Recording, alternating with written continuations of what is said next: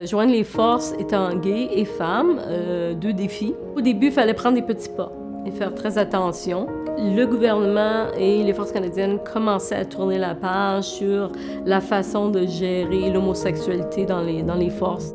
Mon nom c'est Christine Potvin et je suis adjudante dans les Forces armées canadiennes et je suis technicienne au bloc opératoire.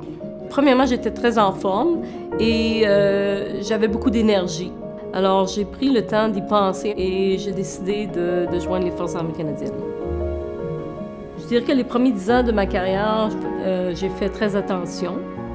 J'étais très discrète. Et puis, lorsque j'ai réalisé que les choses avançaient, les choses évoluaient, les forces ont commencé à instiller des politiques pour en fait inclure la diversité. Il y a eu un pas géant à un moment donné. Je me suis ouverte complètement et je n'ai jamais eu de problème lorsque ça vient à mon style de vie ou mon homosexualité. Alors, en ce moment, je suis le sergent-major de la compagnie médicale, donc j'ai l'opportunité de prendre beaucoup de décisions au niveau des troupes des juniors. On ne peut pas tous aller en mission.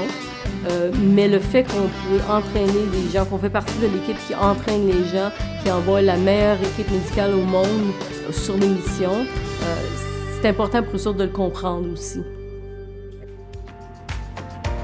Je suis 28 ans maintenant et près de la retraite, malheureusement, parce que médicalement, je ne peux pas continuer à la demande physique que les forces demandent. Mais ceci dit, c'est un chapitre qui vient de fermer et j'ouvre un autre chapitre.